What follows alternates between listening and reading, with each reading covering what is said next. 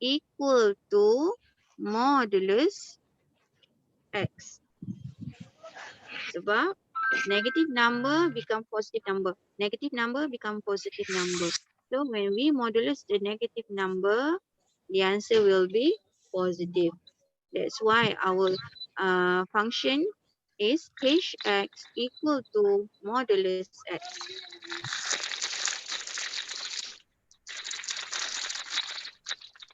Bunyi apa tu? Tolong mute kan.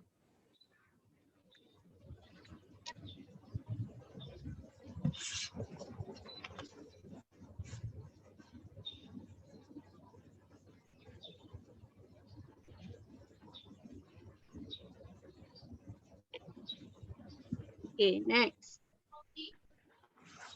For C.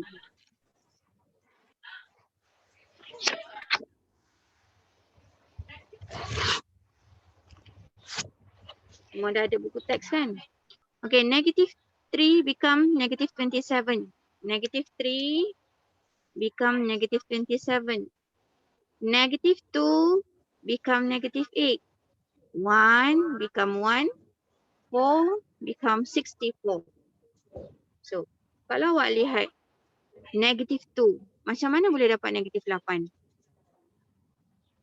Kita biasa akan guna operasi darab, bahagi, tambah, tolak. Tapi yang ini lain. Yang ini lain.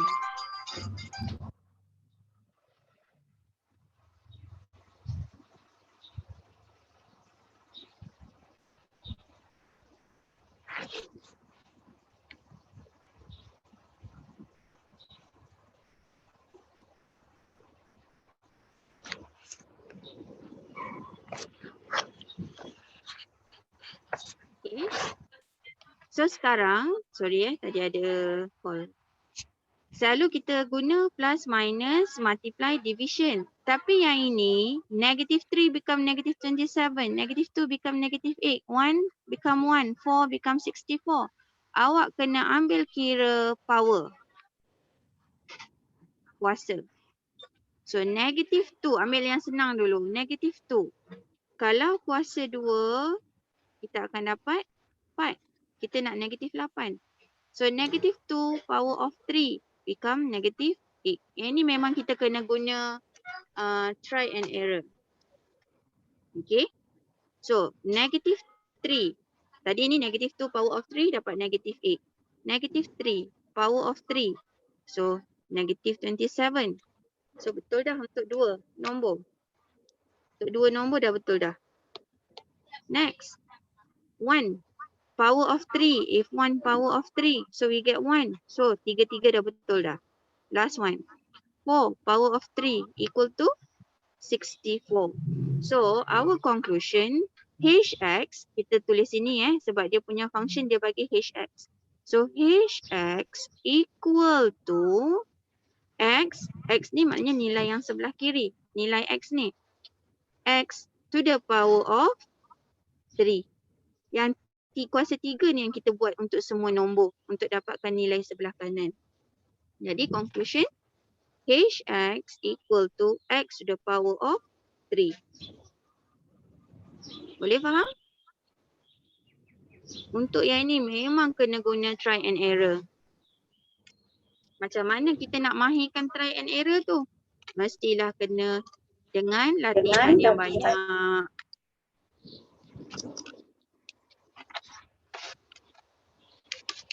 Okay, next. Jawab seterusnya saya minta awak buat self practice 1.2 ke? Betul? Ke tidak? Oh, betul lagi ke? Self point? 1 point? 1.2. 1.2 number? Yang ni tak buat lagi kan cikgu? Self practice 1.2. Oh, self practice 1.2 tak buat lagi. Ada apa-apa masalah lagi tak? Nak tanya yang untuk kerja dulu. Hari ni kita bincang kerja dulu. Nanti ada lebih masa saya masuk yang baru. Ada soalan nak tanya lagi? Untuk homework awak?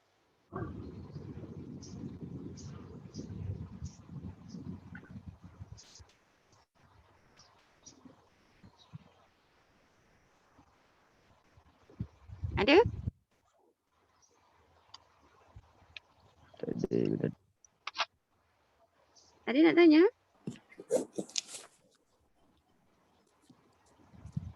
Tak ada? Tak ada, saya nak masuk muka surat 4. Boleh? Boleh saya masuk muka surat 4? Boleh. Okay. Loh Rong Hui saja yang ada hari ni untuk balas je. Yang lain malu-malu je. Okay. So saya masuk muka surat 4. Tapi sebelum tu saya refresh balik apa yang awak dah belajar sebelum ni. Awak belajar pertama mengenai domain. Domain.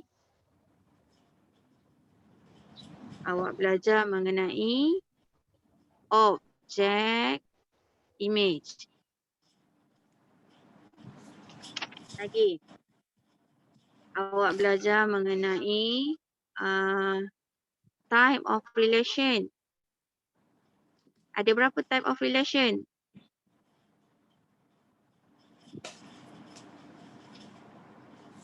Ada berapa type of relation? 4. Okay. So first, one-to-one. Next, many-to-one.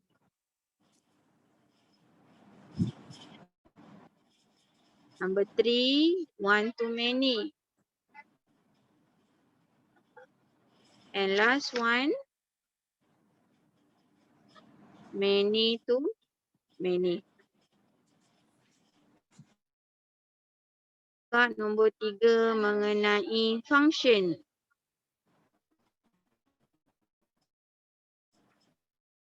Type of relation, one-to-one.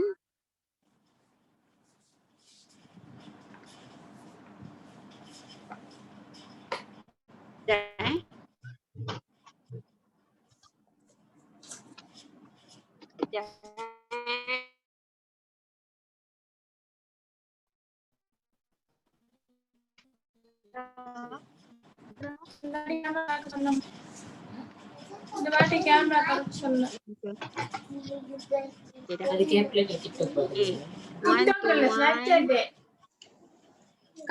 many-to-one.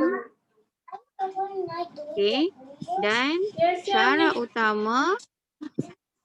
Okay, syarat utama. Setiap objek mesti ada satu image.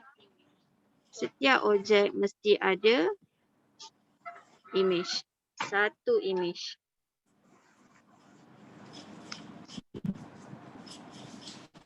Okay. So ini adalah syarat function, properties of function. Ini yang awak dah belajar sebelum ni. Saya harap semua boleh faham yang kita belajar sebelum ni. Okay. Kalau kita ada arrow diagram, ini namanya arrow diagram. So sebelah kiri ni adalah domain dan objek. Sebelah kanan adalah codomain dan image. Okay.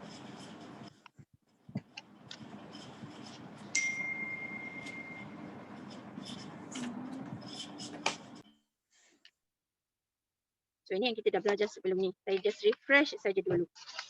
Sekarang ni kita nak belajar daripada graf ke surat 4.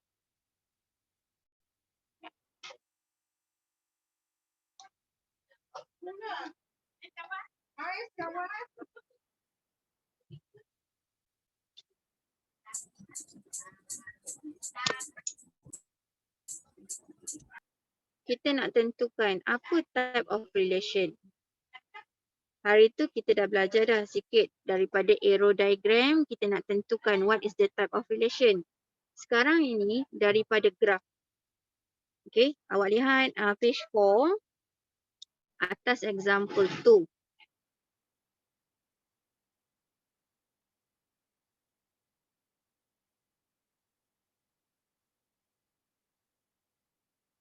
Ini H, ini H. Sementara saya lukis tu awak boleh baca dulu yang dekat buku. Ini vertical line. Macam mana kita nak tahu type of relation? Dia bacaan type of relation macam one to one, many to one. Itu semua sebenarnya kita baca dari objek ke image. So sekarang objek adalah nilai X. Image adalah nilai Y. Jadi sekarang kalau lihat pada first graph at the left hand side, okay, what are the value of X? 1. Ini the 1. Katakan sini 2. So the value of Y is 2. From 1 go to 2. How many value of X? 1. Okay. How many value of Y? 1 also. So 1 to 1. So this type of relation for this graph is 1 to 1.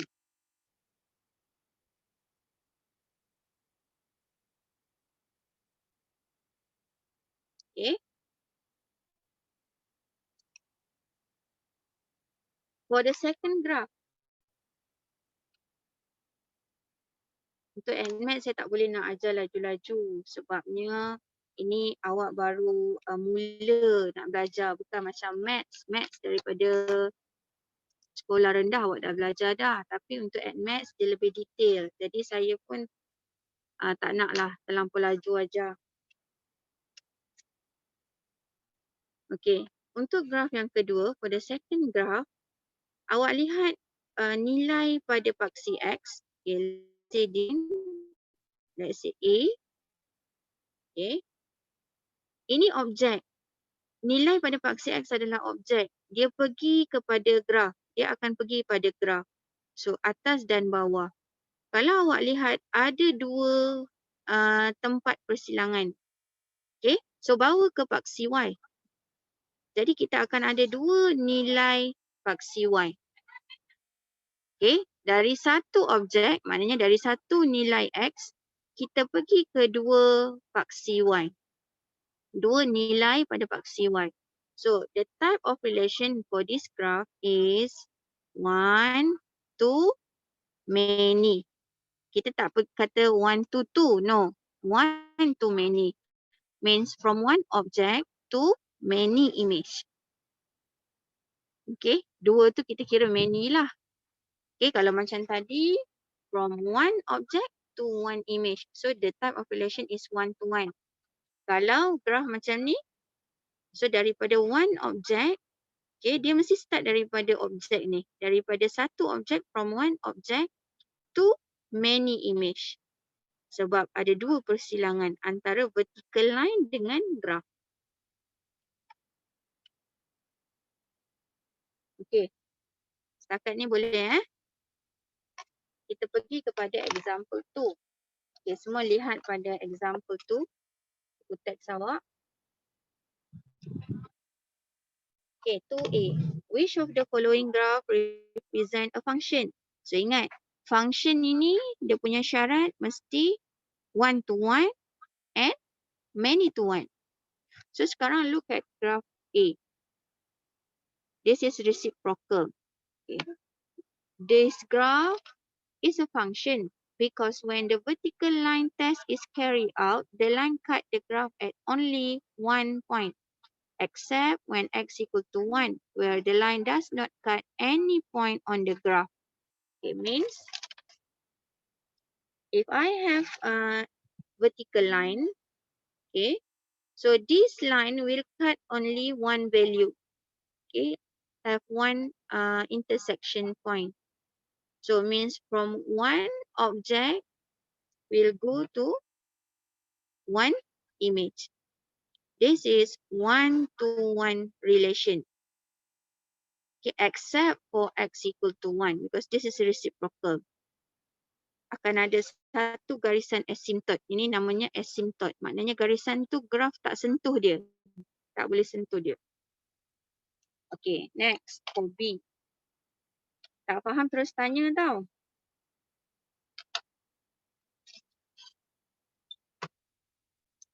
For B. Adakah itu function?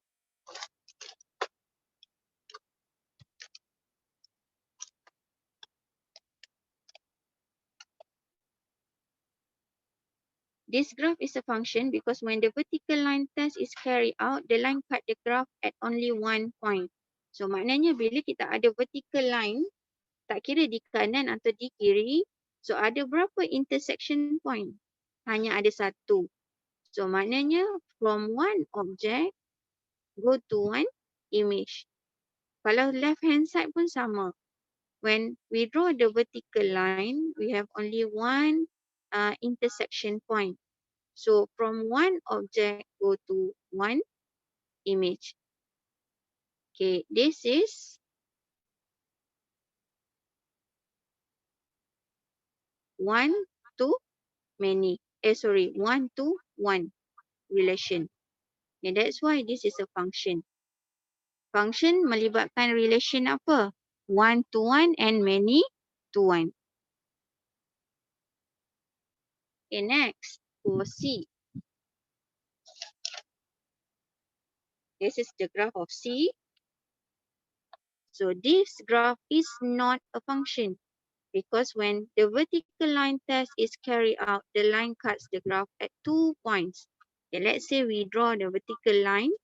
Okay, we test the vertical line. Then from one object come from x-axis. From one object, we can go up and down to the graph. So this is 1 and here 2. We get 2 value of y. So what is the type of relation for this function? Dari objek ke image. Objek ada satu, image ada dua. So that is one to many. Okay, dari satu objek ke many image, banyak image. So the type of relation is one to many. One to many adakah function?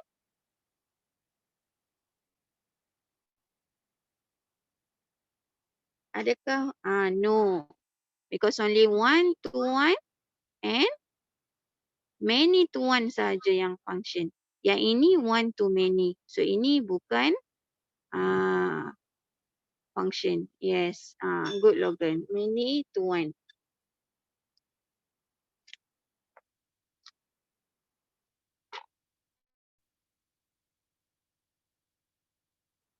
Okay, look at example 3.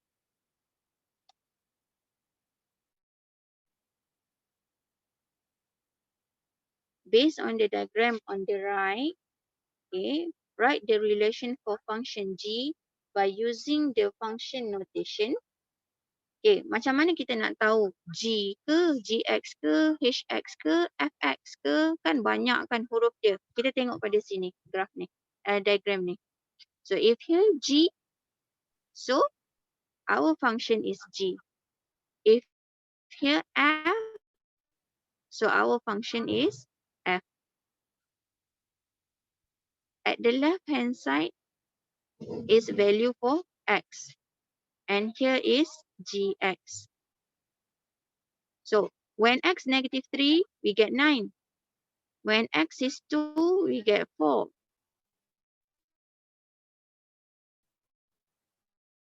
And 5. So what is the function notation? So yang ini bukan tambah, tolak, darab atau bahagi. Yang ini adalah square. Means negative 3 squared become 9. 3 squared become 9. 2 squared become 4. 5 squared become 25.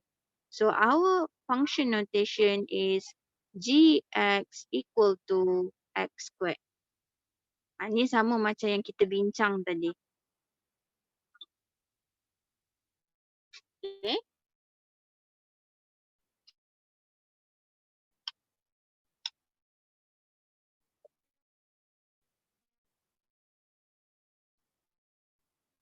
Okay. Example ya, kita belajar mengenai domain, codomain, range.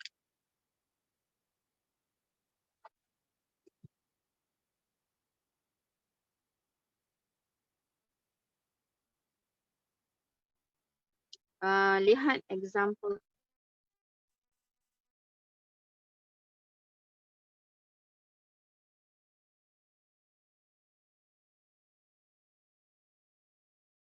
Ada textbook kan, boleh tengok. For A, example for A.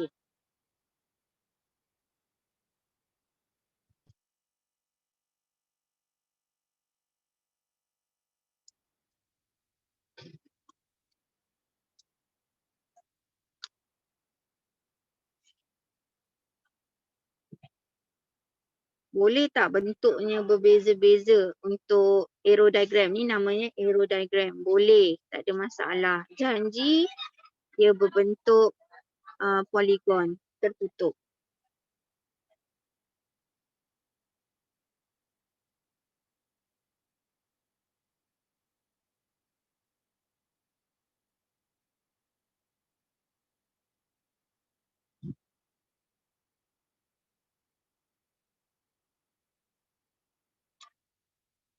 Okay, dia nak domain.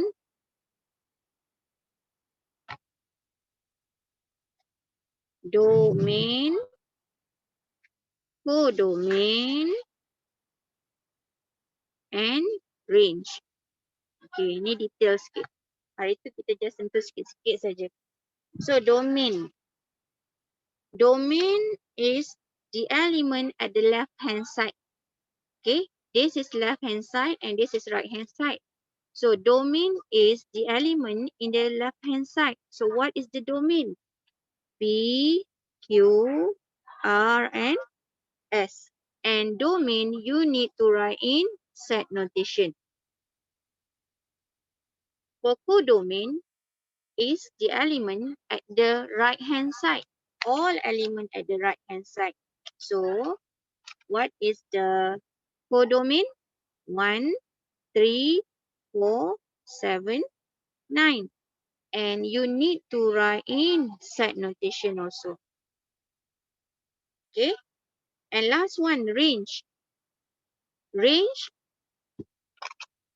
you take at the right hand side, the value at the right hand side, but the value with the arrow only means 4 is not a range because of 4 no object.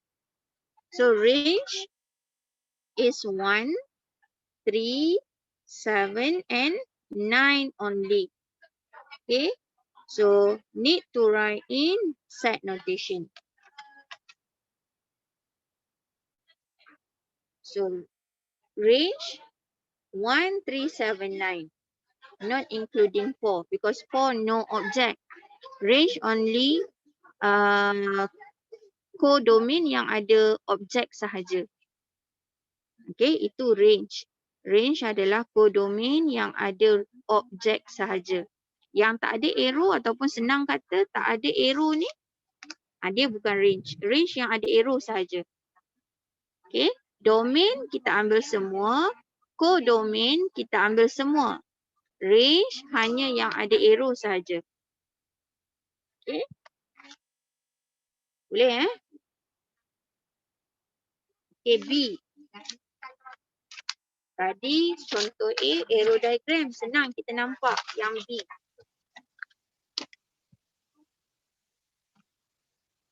Saya nak keluarkan B tu menjadi arrow diagram untuk senang saya lihat.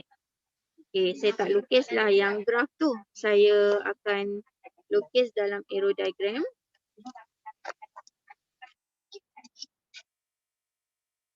So ini X, ini Fx. So X saya akan ambil nilai pada paksi X. So start dengan lihat titik dia tu Titik tu ada pada negative 2, 0. Lagi 1 pun ada tu sebab dia di tengah, middle between 0 and 2. 2, 3 and 4. Okay. Negative 2, 0, 1, 2, 3, 4. For fx, kita ada, okay, tengok dekat graf yang titik tu. 1 sebab ada middle between 0 and 2. And 2, 3 pun ada. Kita tengok pada paksi y. Kita tengok pada paksi y. So 1, 2, 3, 4 and 5. Okay, lihat pada kenapa tak ada negatif 1 untuk x. Okay, awak lihat dekat titik ni. Ya.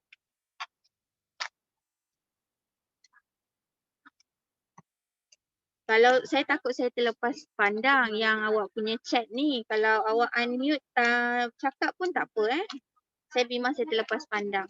Kalau saya terlepas pandang awak unmute cakap je.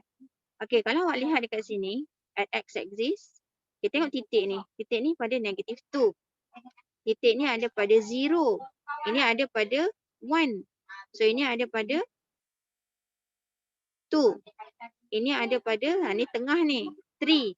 So ini 4. Dekat negatif 1 sini ada tak titik atas dia? Tak ada kan? So jadi tak perlu kita tulis domain objek itu negatif 1. Negatif 1 bukan objek. Sebab tak ada titik dekat baris negatif 1. Okay, boleh? Okay? Boleh ke? Saya teruskan? Boleh. Okay, thank you. Okay, next untuk y, awak lihat titik ni. So this point go to 1. So 1 here, 2, 3, and here 4, and here 5. Walaupun ada 2 titik, tak perlulah buat 4. Tulis 2 kali tak perlu. Tulis 1 saja. 1 kali saja. So 4. Okay, that's why my arrow diagram like this. Soalan ni dia tak suruh lukis arrow diagram, tapi saya nak transfer bagi awak faham.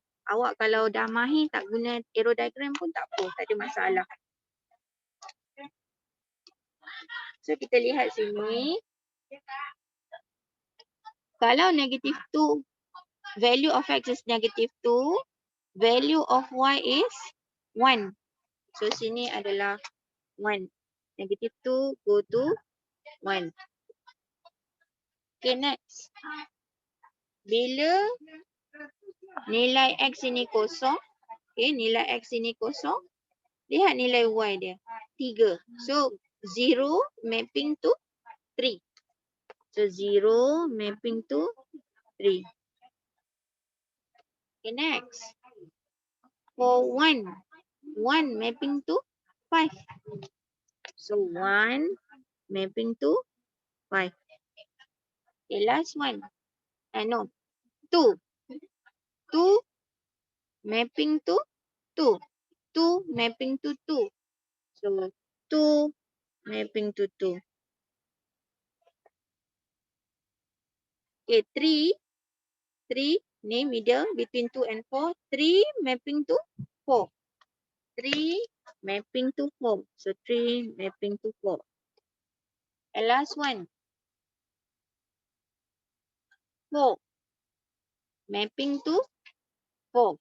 4 mapping to 4. So, 4 mapping to 4. Ini adalah arrow diagram kita. So, dia tanya domain. Ini saja saya ajar awak. Kalau awak tak nak guna arrow diagram pun tak ada masalah. Boleh. Okay, ni saja saya share. Kalau nak tengok daripada graf pun boleh. Tak ada masalah. Mungkin ada soalan dia suruh awak lukis arrow diagram daripada graf yang diberi. Macam inilah cara dia. Saya terus ajar saja. So, domain. So, apa nilai sebelah kiri? Left hand side. So, negative 2, 0, 1, 2, 3 and 4. Okay, mesti dalam set notation. Mesti dalam set notation. Kemudian, codomain. Codomain is element at the right hand side. So 1, 2, 3, 4 and 5. Semua at the right hand side. So 1, 2, 3, 4, 5. And range. Range adalah nilai yang ada arrow at the right hand side also. So that is 1, 2, 3, 4 and 5. Sama. Sebab semua elemen ada arrow. Okay. So 1, 2, 3, 4, 5.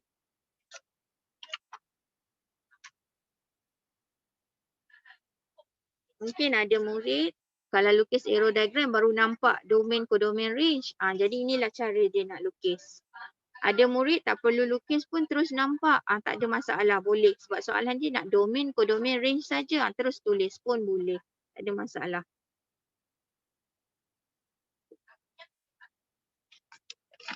Okay, for C.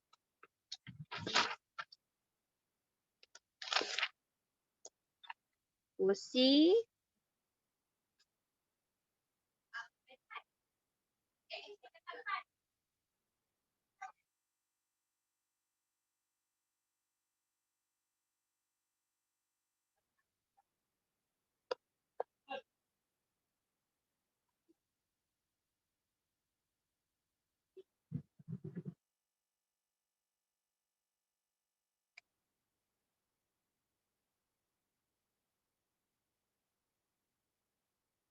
okay, dia nak, ni lain sikit. Domain, ni jawapan dia lain sikit. Dan range.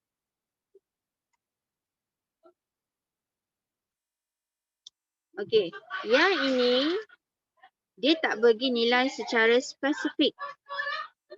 Okay, kalau macam tadi soalan B tu, itu adalah discrete variable.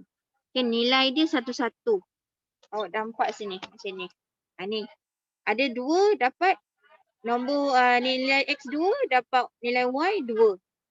Ini 4, terus dapat 4. Tapi yang ini C, kita tak tahu kalau dia 2. So kita tak dapat anggarkan berapa nilai dia. Okay, kalau tadi sebab dia middle, kita tahulah dia 3. Tapi yang ini kita tak dapat nak anggarkan. What is the value when X2? So ini adalah continuous. Okay, dia selanjar. Jadi jawapan kita akan lain. Kita tak tulis dalam set notation tadi. Kita akan tulis dalam bentuk inequalities. Okay, ketaksamaan. So maknanya domain awak tahu itu adalah value of X. So graf ini start daripada 0. Okay, dan ini adalah value untuk X. Start 0 until 3. So this is domain. Domain is the value of X. But this is not value. This is inequalities for X. From 0 until 3. X must be in the middle.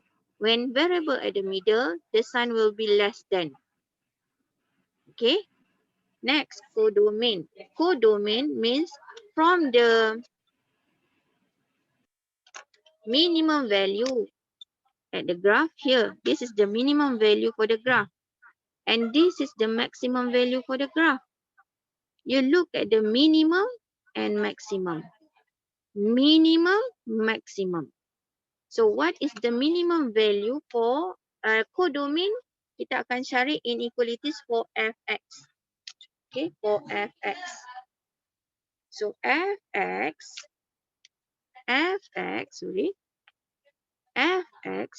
this is less than and this is less than. Fx start from 2, the smallest number is 2 and the highest number of fx is 6. So the range is from 2 until 6. Okay, this is the range for codomain. You find the minimum value for fx and maximum value for fx at the graph. Okay, for the graph. Kalau graf dia sampai ke bawah, maknanya sampai sini. Graf dia katakan saya lukis yang warna merah. So saya lukis katakan sini. Apa codomain dia? Domain masih sama. from 0 until 3. So apa kodomin bagi yang merah tu? Awak lihat minimum value for the graph is 0. Maximum value for the graph is 6. So the codomain for fx from 0 until 6. Lihat minimum graph until maximum graph. Tak kisahlah graph ni sengit sebelah ke, kita tengok yang last sekali. Yang paling tinggi yang mana? Boleh? Boleh faham tak? Faham cikgu, faham. Boleh Okay, cikgu. good. Okay, good. Thank you for respond. Okay, next. Range. Last one, range. Range tadi kita ambil nilai domain ke kodomain? Kodomain. Kodomain. So, nilai kodomain mewakili nilai range. So, kita just ambil saja fx in between 2 and 6. Okay.